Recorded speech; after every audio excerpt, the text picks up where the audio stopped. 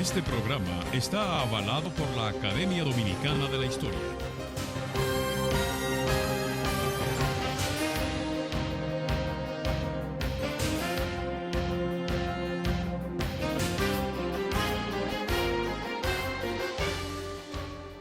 Hola, pueblo dominicano. De nuevo con ustedes y su programa Momentos de la Historia. En el día de ayer se conmemoró uno de los acontecimientos más trascendentes en la historia reciente de la República Dominicana correspondiente al siglo pasado.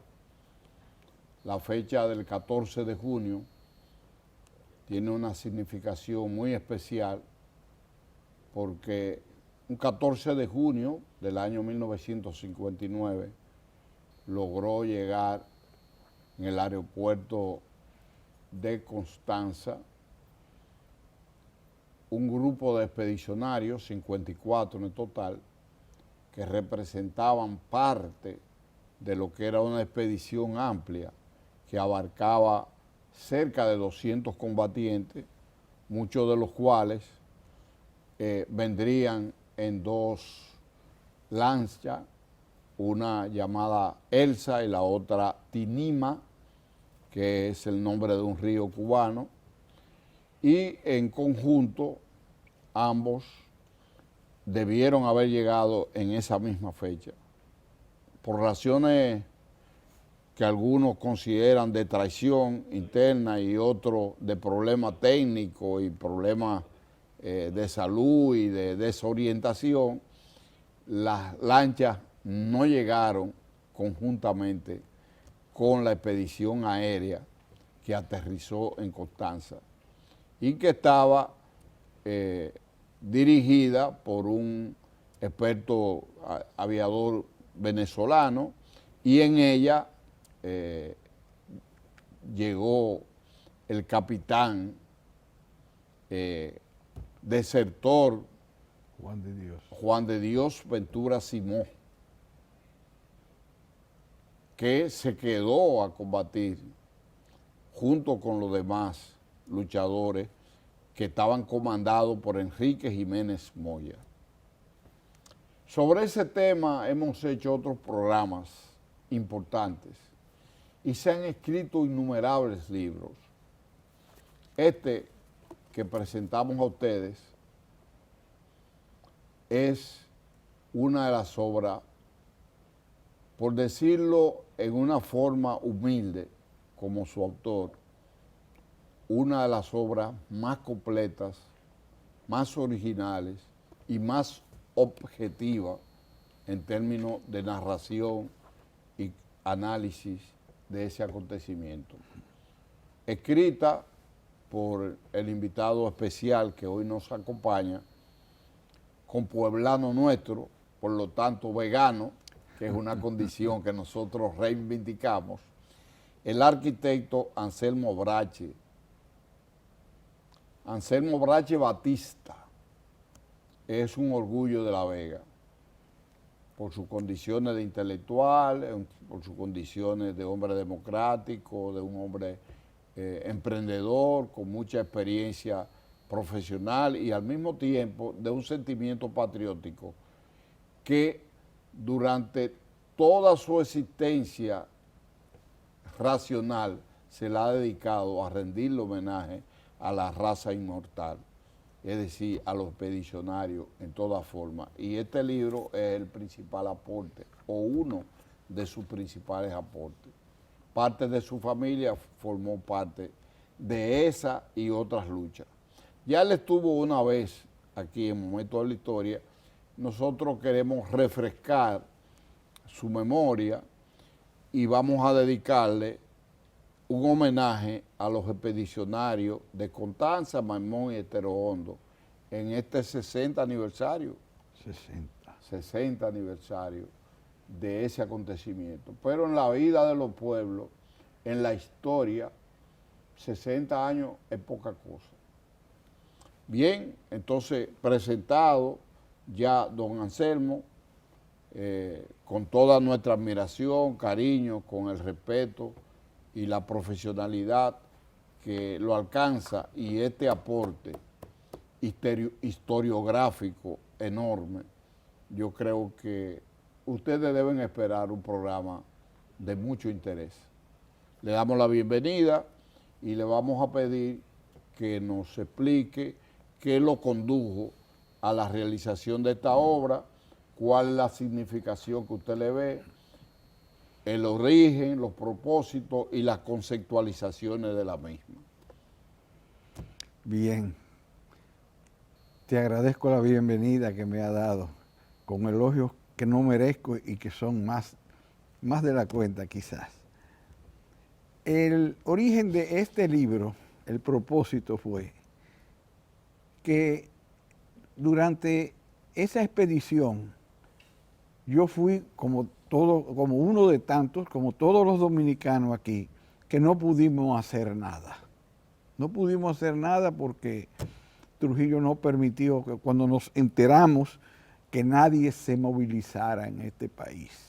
Incluso públicamente llegó a saberse, llegó a anunciarse una semana después de acontecido. Correcto, pero ya sabíamos que algo estaba pasando, mal informado, pero algo estaba sucediendo en el país. Entonces yo dije, bueno, yo no pude combatir, yo no puedo conspirar, yo no puedo hacer nada. Pues entonces vamos a refrescar la memoria al país de lo que sucedió, de lo que vinieron. Fíjate,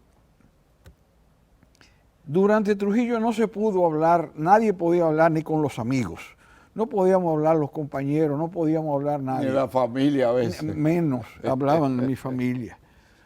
Entonces, eso se quedó en silencio, que sí, que vinieron algunos con alguna, muy poca cosa. Entonces, con la muerte de Trujillo, o el ajusticiamiento o muerte, como lo quieran llamar algunos, para mí es ajusticiamiento. Claro, para mí también.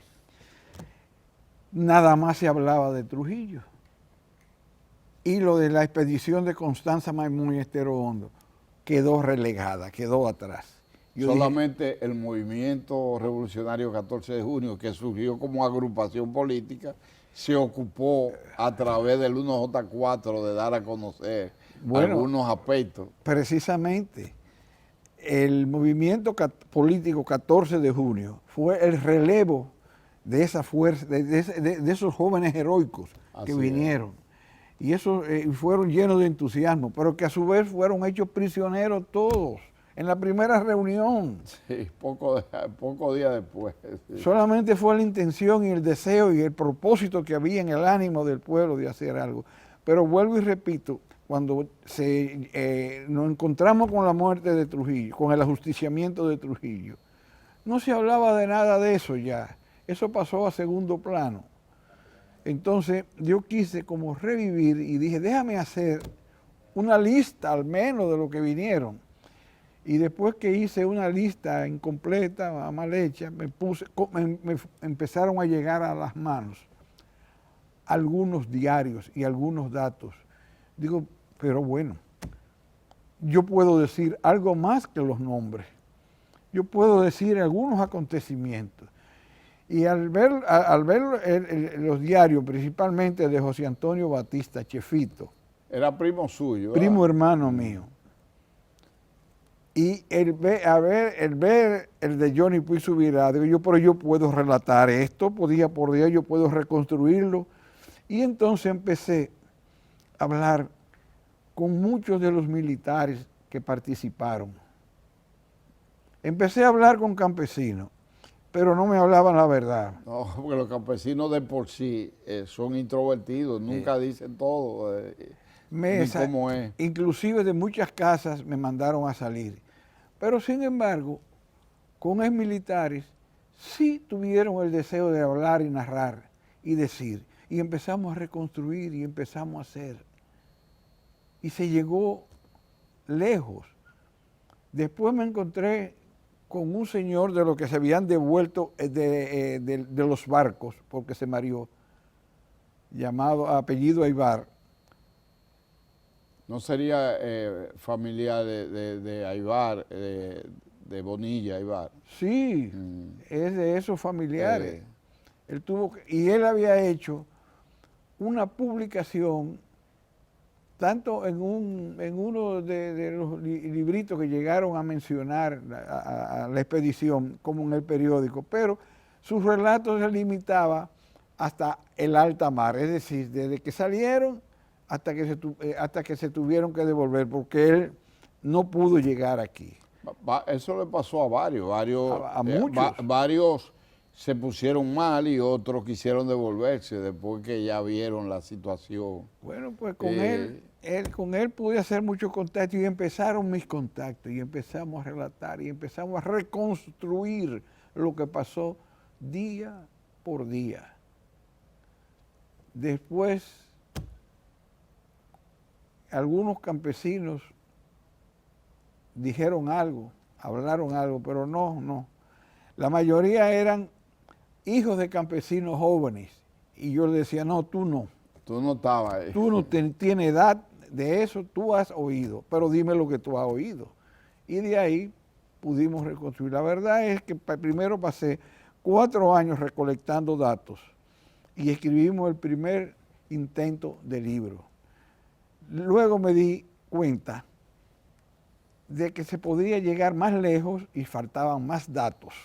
Y pasé 4 años más yendo a sitio por sitio y entrevistando a exmilitares ¿Y civiles? Y civiles, sí, de gente que tuvieron conocimientos, sobre todo en la zona de Estero Hondo y Puerto Plata, porque Constanza era cerrado. Era más cerrado, es que ahí fue más difícil y además había más trazo político. La verdad, entonces se llegó finalmente a este libro. Después, bueno, pues ha sido más... ¿Cuántas ediciones? Porque esta edición ampliada y corregida fue el archivo, ¿no? No, esta fue la cuarta edición. La cuarta edición. Esta cuarta edición fue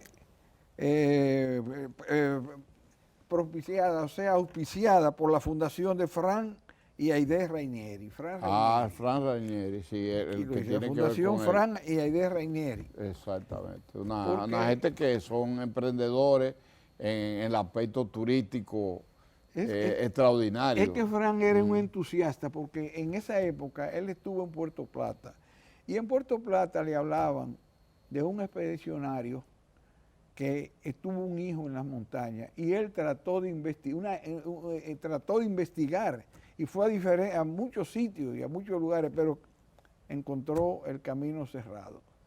Luego se supo que hubo 2 sobrevivientes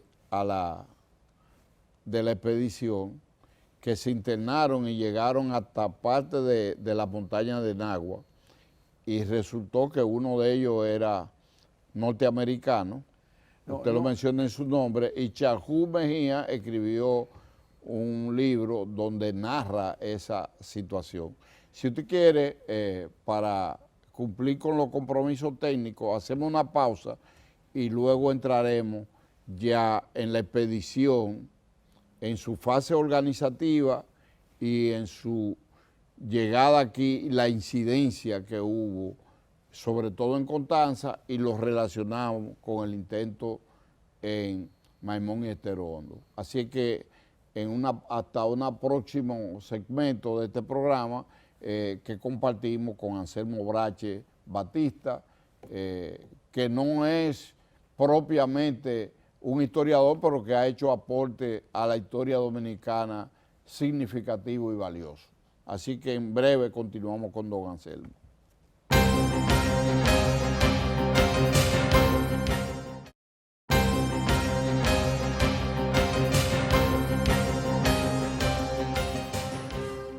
En homenaje a los héroes del 14 y también del 20 de junio, que es parte del mismo movimiento, que vinieron a destruir, a desplazar la tiranía y a salir del manejo de la dictadura de Trujillo y hacer los cambios necesarios.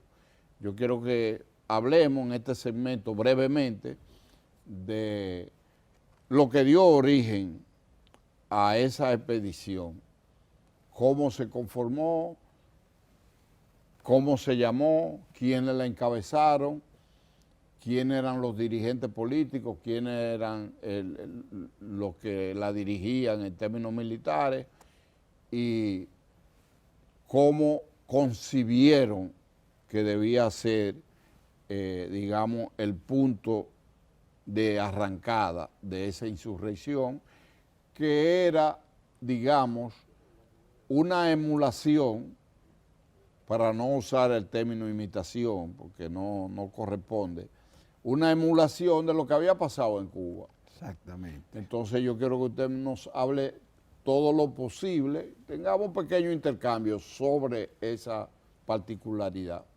Bueno, el triunfo de Cuba fue que dio lugar a todo. Habían diferentes movimientos en Nueva York, en Venezuela, en Puerto Rico y en la misma Cuba. Entonces esos diferentes grupos políticos, entre ellos la Unión Patriótica, y no recuerdo... La Unión Patriótica era de Venezuela. De Venezuela. Ahí estaba Poncio Po, estaba Jiménez Moya. Pero había un pequeño grupo en Estados Unidos. Sí, que tenía un nombre parecido. Sí. Sí. Así es que de los Estados Unidos... Que se llamaba más o menos así, la Unidad Patriótica Dominicana. Algo de eso, sí. Y en Puerto Rico había un núcleo importante también. Sí, era que en todas las partes. Entonces, al venir el triunfo de la Revolución Cubana, se reunieron en Cuba y en el a principios de marzo, se fundó en Cuba el Movimiento de Liberación Dominicana. Asumieron ese nombre. El Movimiento de Liberación Dominicana iba a estar conformado por todas las agrupaciones de distintos países y confluyeron allá. Y del Movimiento de Liberación Dominicana salió el brazo armado llamado Ejército de Liberación Dominicana. Exactamente. El Ejército de Liberación Dominicana. Entonces los unía solamente, aunque tenían diferentes ideologías, habían corrientes diferentes, porque estaba el Partido Socialista Popular, sí. Estaba la Unión Patriótica. El Partido Socialista Popular había surgido aquí en los años 40, en el 46, sí. Público, en un momento que Trujillo dio cierta apertura. Incluso después, La Vega fue uno de los pueblos donde hubo más actividad, igual que en Santo Domingo y en Santiago. Incluso hubo muchos presos. Mataron, hicimos un programa aquí, mataron a Van Elder Espinal, que era el seudónimo de él, y también a Víctor Coradín, y cayeron presos una infinidad de veganos. Fue grande, fue muy amplio. Pero vamos al punto que no es, que fue el brazo armado del Movimiento de Liberación Dominicana. El Movimiento de Liberación Dominicana estaba por Aquiles Mejía, Pancho Castellano y un grupo grande. No, y Jiménez Grullón, todos ellos. Solamente había un sobreviviente que quedaba en Venezuela y vino aquí invitado por la Academia de Historia y por Efeméride Patria y dio una explicación de ese brazo político, porque eso no vinieron en la expedición. En la expedición vino Juancito Rodríguez, era el asesor. Y vino su hijo, vino por Maimón. Entonces ese grupo se fue a entrenar a Cuba. Empezaron a llegar a Cuba de los diferentes puntos, desde marzo hasta los últimos llegaron, que ya no querían admitir más, en mayo. Pudieron llegar los últimos. Hubo conflictos momentáneos por los diferentes, además de las diferentes ideologías, sino las diferentes partes, porque los de Venezuela, que esta vez eran los que estaban más organizados y los que habían empujado más, no querían que los de Nueva York se le adelantaran.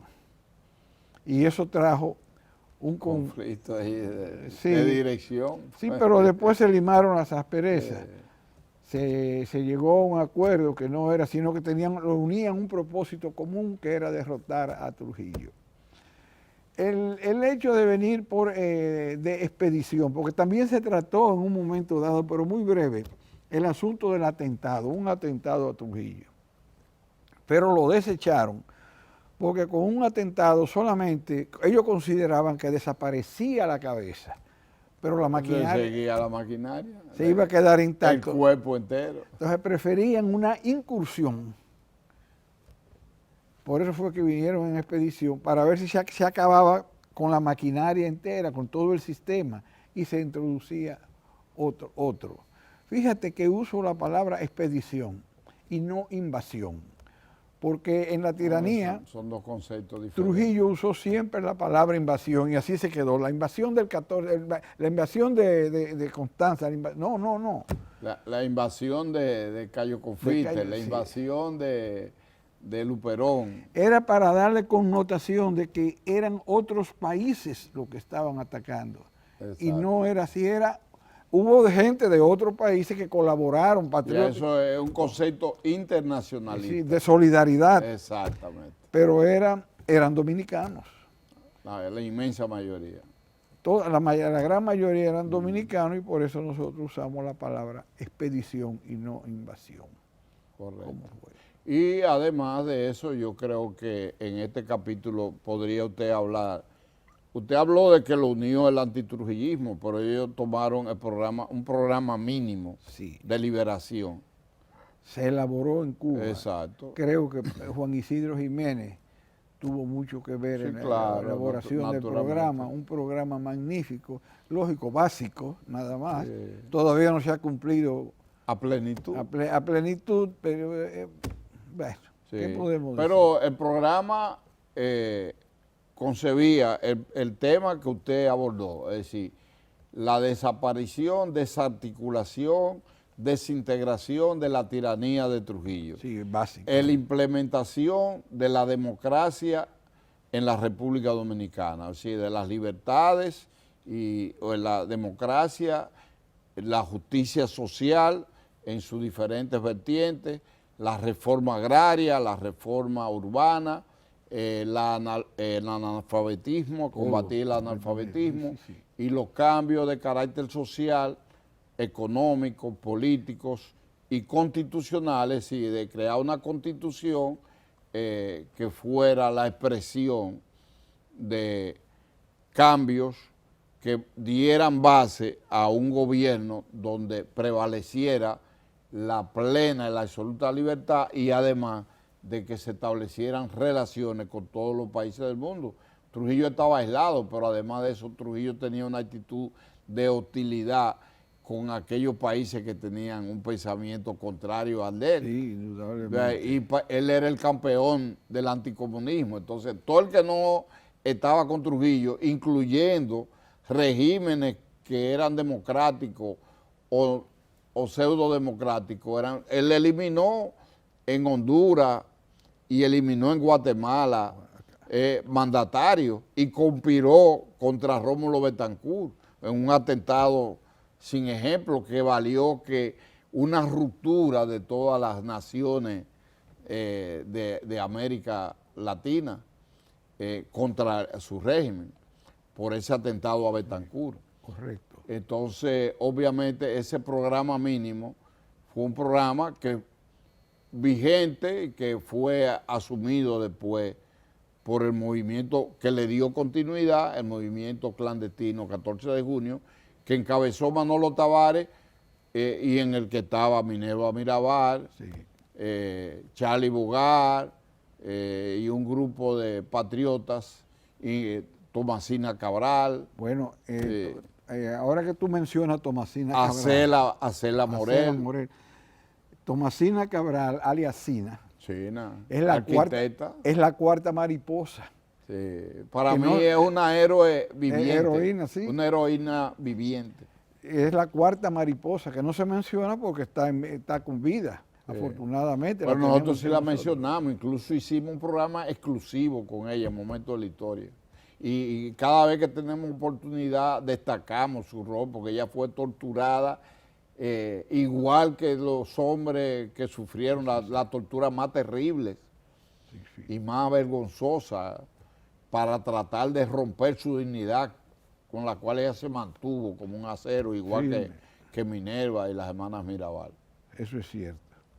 Bien, no sé si usted en este segmento quería agregar algo más. Bueno, que se cumplen 60 años. Para mí todos son héroes de la misma categoría, del mismo nivel. Todos hicieron esfuerzos. Unos quedaron vivos, por pura casualidad. 6 quedaron vivos. 6 quedaron vivos. Porque en realidad, por ejemplo, en el grupo de Constanza, del grupo que era de Jiménez Moya, solo murieron 3 en combate. Y del grupo fueron que era, apresados el y grupo que fueron de torturados. Gómez Ochoa, creo que murieron 4. El resto fue fusilado.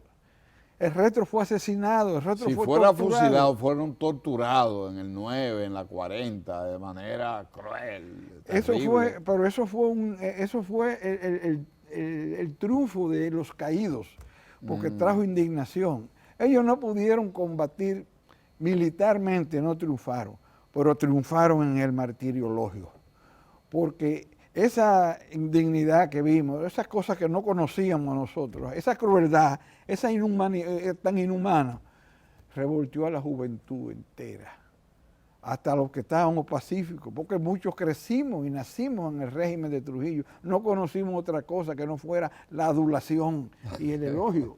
Así es. Pero cuando empezamos a ver, nos indignamos. Exactamente. Y comenzaron incluso a participar en movimientos dispersos, que el papel que tuvo el movimiento clandestino fue que unió a muchos de esos grupos que estaban dispersos y asumió ese programa de liberación y decidió enfrentar a través de la lucha armada a Trujillo, dándole continuidad a esa expedición. Bien, yo creo que hemos abordado bien el segundo segmento. Sí, sí. En breve entramos al tercer segmento de este interesante programa.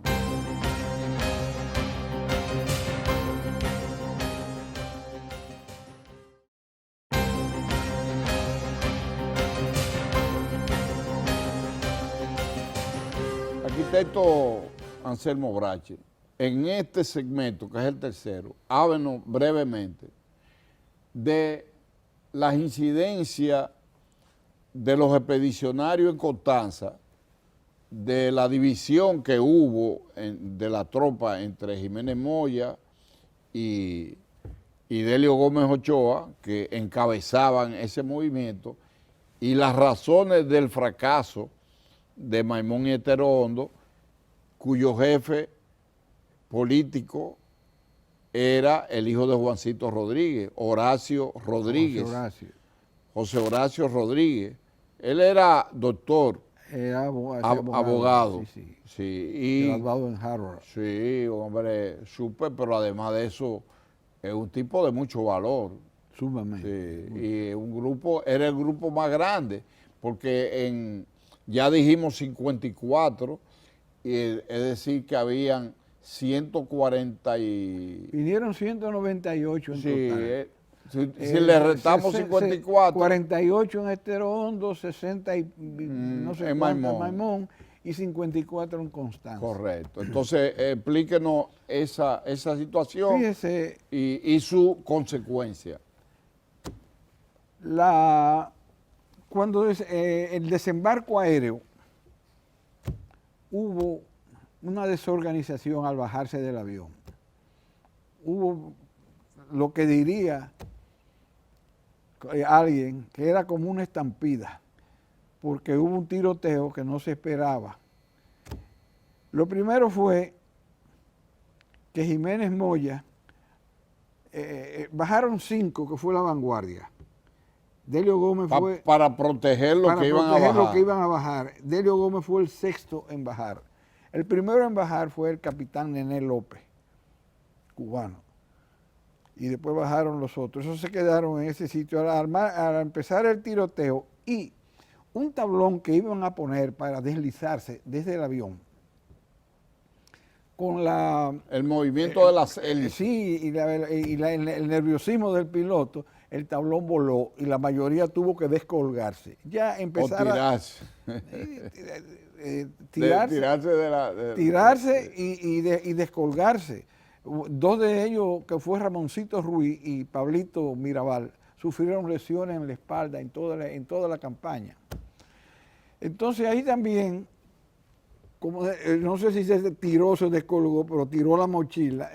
Espinolio, que tenía la mochila de... Espinolio era de Puerto Plata. De Cuco Espinolio, que tenía la mochila de Enriquito Jiménez Moya. Se le había roto un tirante y al no poderla tener, no poderla llevar, la dejó y siguió. Entonces se formó ese grupo de como de 30 personas que se fueron en dirección hacia Tireo, en esa dirección. Y ahí estaba Jiménez Moya, que Jiménez Moya iba a la cabeza. El jefe supremo de... Y junto con Jiménez Moya, marchando paralelamente en dos filas, iba el capitán cubano Nené López. Iban en la misma dirección. Entonces el último, y eso iban hacia la dirección de Tireo. El grupo que siguió atrás fue el de Delio Gómez Ochoa, y el grupo que sirvió de vanguardia, que ahora era retaguardia, se le unió a Delio Gómez Ochoa. Delio Gómez Ochoa preguntó hacia dónde cogió Enriquito, porque empezó a caer una llovizna fina, una llovizna muy fina, y hizo una neblina y casi no se veía. Y le dijeron en esa dirección. Delio se dio cuenta de que Enriquito iba hacia un llano y hacia las carreteras. Dice, pronto va a tener encuentro con las tropas regulares. Y Delio se dirigió hacia el sur, hacia el convento. Yo creo que él simplemente dijo, quizá cogió por ahí, por la situación que se encontraba. Enriquito estaba convaleciente de la batalla de Mafo en Holguín, en Cuba, hacía 6 meses antes. Fue herido. Y por sus condiciones quizá cogieron ese lugar y él cogió por el otro lado. El lugar donde se iban a reunir era el Botao o los Botaos. Pero eso se olvidó. Y él dijo, nos encontramos allá, que era el lugar acordado. Enriquito no tuvo oportunidad de girar precisamente porque agarró hacia un llano y tuvo encuentro con la tropa regular. No, y los aviones atacaron también en un llano, avanzan las tropas enemigas. El que iba paralelo con él, que era el capitán Nené López, con un grupo de 12 o más, de 12, 14. En el primer bombardeo que tú mencionas ahora mismo, los hizo separarse más y se fueron separando más, formándose un tercer grupo, o un subgrupo lo llamo yo. Sí, pero así mismo, un subgrupo o un tercer grupo, que agarró más hacia la izquierda y Enriquito más hacia la derecha. Como si fueran para Manabajo, diríamos. Nené López agarró como si fuera para Manabajo y Enriquito agarró hacia los Mañanguises, más a la derecha de Tireo, a esa parte. Tanto uno como el otro sufrieron ataque. El primero que sufrió ataque fue Nené López y tuvo bajas. Enriquito, a los 2 días, tuvo un ataque grande y eso lo dispersó a él de su tropa. Completamente él se fue con Chepito Patiño hacia la Jauyama, tirando hacia el río, pero por la loma. Se separó de todo. Quien asume el mando después que lograron reunirse, porque Chefito Batista es el que asume un grupo de 15 hombres, el grupo más grande, porque tanto Charlie White como los otros venezolanos y Edwin Hermini se dispersaron individuales por diferentes sitios y fueron capturados pronto. Pero Chefito mantuvo su grupo hasta el día 28 y precisamente fue hacia el río. Para ser breve, para poder hablar de Torohondo y Maimón, el fracaso de Constanza principalmente se debió a la no colaboración del campesino. el campesino no entendía, el campesino estaba aterrorizado, el campesino no podía hacer nada. A lo sumo, dos se reunieron, uno momentáneamente y el otro duró más, pero cuando vio el no progreso, pues se separó y se fue. Pero eso se mantuvo así aún hasta los años 60 y algo, porque igual la guerrilla, y yo participé en la guerrilla de Manolo Tavares, los campesinos en Bonao, en Ocoa, en la mayoría de los sitios, desertaban los guías, gente que estaban, la mayoría de ellos tenían contacto, incluso donde murió Manolo, uno de los participantes, que le decían el Guajiro, había puesto Colmado como fuente de abastecimiento, y en uno de ellos, que fue a buscar alimento, lo apresaron, lo reconocieron, y ya cuando lo fueron a salvar, lo apuñalearon y murió como consecuencia de eso. Es decir, correcto. El 70% de la población era campesina y ese 70% era trujillista por... militarista. Exacto. Militarista, Sí. pero por ejemplo Por miedo, porque usted dijo una cosa clara, el país vivía de miedo y miedo tenían. Usted era estudiante universitario, había la guardia universitaria y habían calieses y en la familia y el que no lo era, el que era antitrujillista, la gente no se juntaba con eso, porque eso lo viví yo con mi familia, que mucha gente no cambiaban de acera para no saludar a mi abuela y a mi tío. Cierto. Ahora volviendo, como le digo, el campesino los delataba. No era que lo atacaba, lo delataba su posición y entonces iba a la guardia, lo rodeaba y lo hacía pasar malos ratos. Lo mismo pasó en Maimón y Estero Hondo. Pero yo quiero que lo de Maimón y Estero Hondo, como nos queda un segmento, usted lo cuente y nos dé entonces al final una reflexión sobre el tema, con ya las conclusiones y reflexiones sobre el tema en el próximo segmento.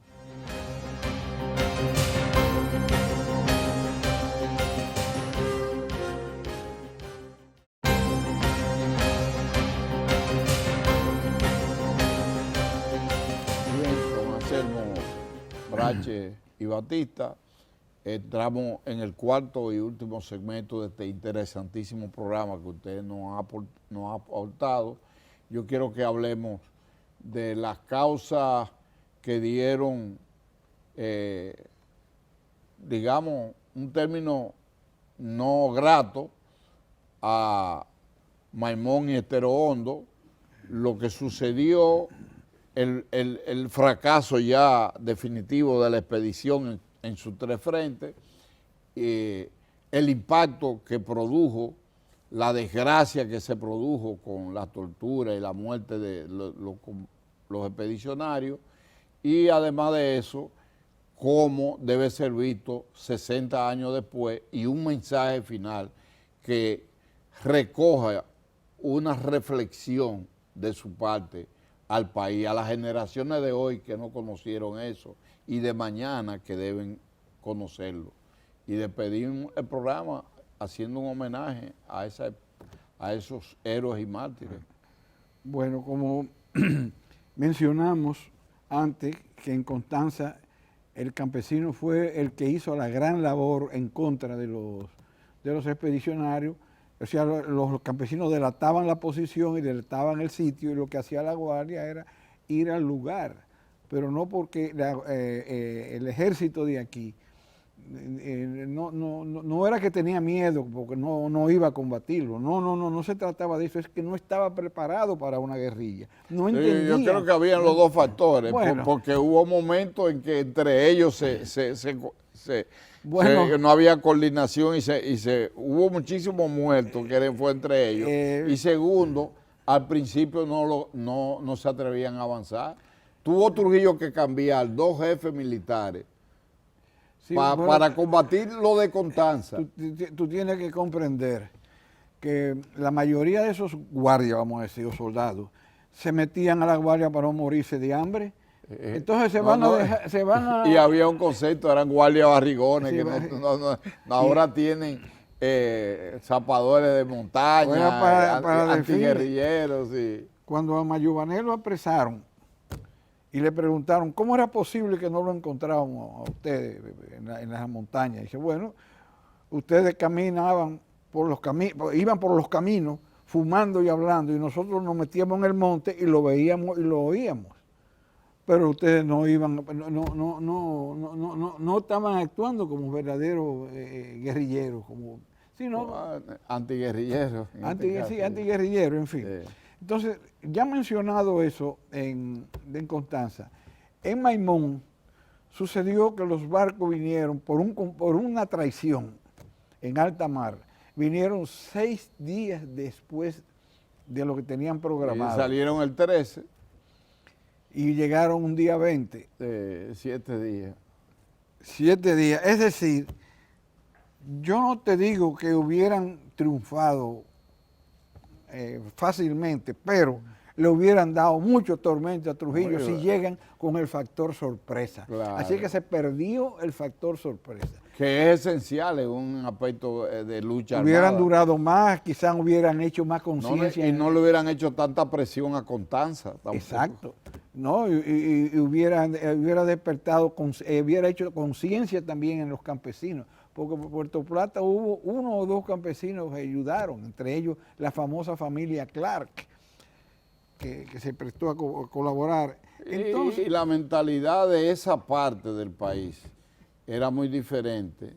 Entre esa loma de Macorís, Nagua, Salcedo y esos sitios, que habían participado en contra de la primera intervención americana, sí, y que había actitudes antitrujillistas con los Mirabales, la familia Mirabal y otras familias, quizá el movimiento hubiese tenido otro respaldo. Yo estoy de acuerdo con usted, quizá no triunfan, porque las condiciones no estaban, más. pero hubieran durado más, y los de Constanza hubieran creado más estragos. Claro, hubieran hecho más conciencia. Ahora bien, los de Maimón fueron atacados en plena mar, sin desembarcar, porque por pura coincidencia, casualidades de la vida, que son muy Terrible, extrañas. Sí. Un guardacosta se encontró con la embarcación que venía y el guardacosta lo mandó a parar, pero ellos siguieron de frente y las distancias empezaron a cortarse más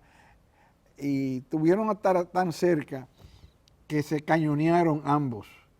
El guardacosta no le hizo nada al Carmen Esa, pero el Carmen Esa, con la ametralladora que tenía montada, calibre 50, en la proa, le logró romper el timón al guardacosta dominicano. Ese guardacosta se quedó al garete y el Carmen Esa siguió para la costa, pero el guardacosta logró avisar por radio. Así es que llegando a la costa, el Carmen Esa, ya estaban los aviones bombardeándolo. Y lo bombardearon en pleno desembarco. No pudieron establecerse siquiera. Ni mucho menos subir a la No montaña. llegar sí, lo que lograron sobrepasar el bombardeo, pero fue huyendo, que pasaron la loma de las Dos Hermanas. Las Dos Hermanas fue una loma de gran protección para el bombardeo, pero, oh Dios mío, también era el sitio más, era de doble significado, era el sitio más localizable, y los barcos que bombardearon, todos bombardearon a las Dos Hermanas, así que era el sitio más, fue una trampa. Sí, más vulnerable. Más vulnerable, fue una trampa, y ahí murieron alrededor de 30 por las bombas incendiarias. Y el resto apresados y torturados. Muchos apresados y otros lograron internarse en las lomas, pero dispersos. Correcto. Eso fue en Maimón. Cosas raras, se mantuvieron 2 hasta el mes de agosto, que fue el norteamericano Larry Bibin y el español, que le decían el Relámpago, apellido Álvarez. Estuvieron hasta último momento.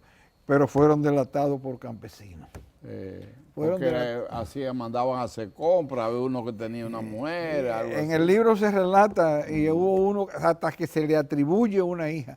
Sí. Hay Historias, sí. de diferentes Relatos, opiniones, sí. pero duraron hasta el final, pero fueron denunciados por los campesinos. Con relación a Estero Hondo llegaron a desembarcar, llegaron a la costa, se bajaron, pero era un sitio árido, hostil. Rápidamente, inhóspito, como fueron denunciados, quizás los aviones que iban desde Puerto Plata hacia Dajabón, porque fue de Dajabón que llegaron los primeros aviones, vieron los desembarcos y ya también habían anunciado que había una embarcación extraña desembarcando en Estero Hondo. Y lo persiguieron varios kilómetros, ahí no que hay es guasábara, ahí lo que hay es pino, cactus y algunos chivos. Para poder sobrevivir muchos tenían que subirse en los árboles, porque era imposible, los trillos y los caminos. O sea, ahí fue, además del campesino que no colaboró y lo denunció. La debacle. El sitio hostil que había. Correcto. Bien, dedíquenos un mensajito breve de reconocimiento y una exhortación a las generaciones actuales y futuras alrededor de la raza inmortal como despedida del programa. Sí, esta raza inmortal, ahorita se habló, es decir, mencionamos el fracaso que tuvieron en los frentes. El fracaso fue relativo, el fracaso fue militar, porque ellos estaban en desventaja, pero no hubo tal fracaso porque lograron algo, lograron despertar a la juventud aquí en el país, lograron despertarnos, vamos a decir, para poder de otra manera, y de ahí es que sale el movimiento 14 de junio, que fue el relevo de ese grupo que vino aquí, y pudo concretarse, pero ¿cómo vencieron? Porque no tenían armas, no había nada. Cosa extraña, y es grande eso, en el martiriologio.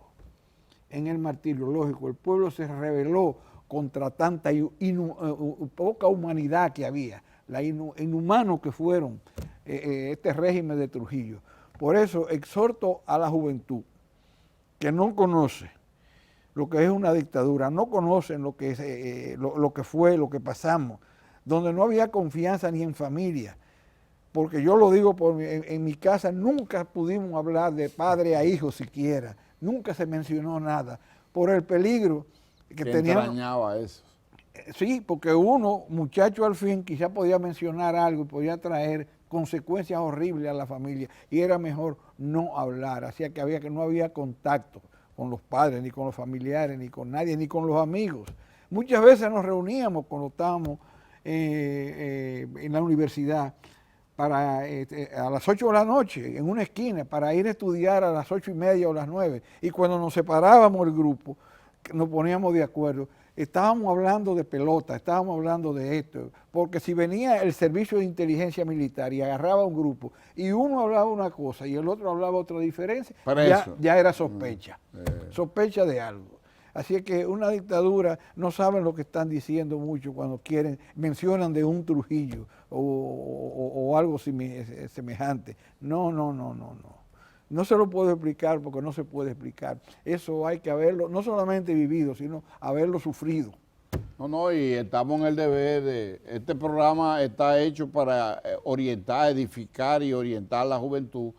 Tenemos nosotros como misión, y todo el que tenga un sentimiento democrático, dar a conocer, y en las escuelas, en las universidades, estos temas tienen que ser materia de difusión. Las fundaciones están haciendo su papel de darle continuidad. La Fundación de Héroes Constanza Maimón y Estero Hondo ha desarrollado un programa que todos los años, ayer mismo, además de ofrenda, de misa, de actuaciones artísticas, en todo el país, toda la prensa. Y mañana tiene otra actividad. Todavía sigue. También exhorto a que conozcan y visiten el Museo de la Resistencia. Exactamente. Para que vean realidades que se pueden apreciar ahí. Muy bien, entonces nosotros no nos queda más que agradecer, hemos hecho un gran programa edificante, actualizando este aporte que ha hecho el autor de esta obra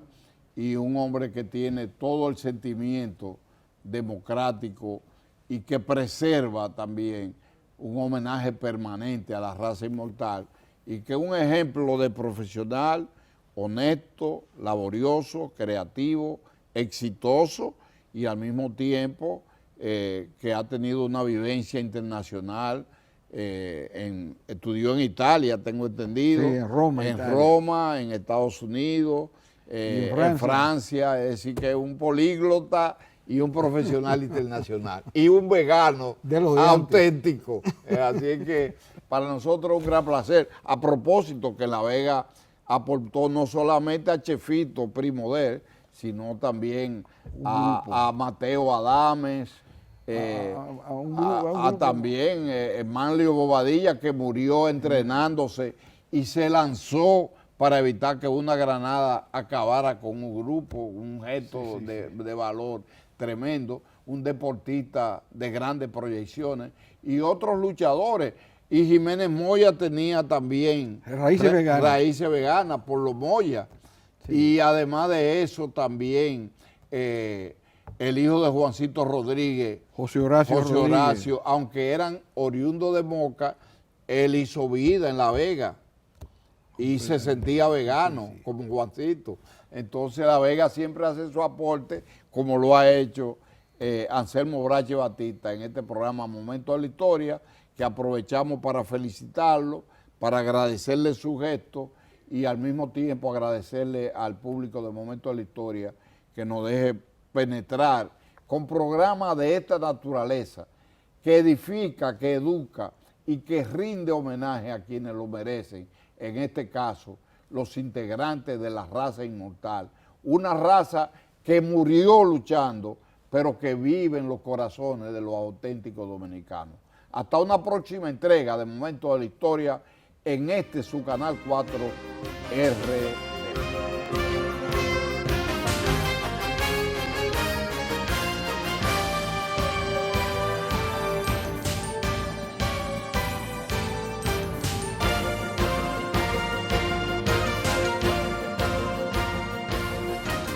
Este programa está avalado por la Academia Dominicana de la Historia.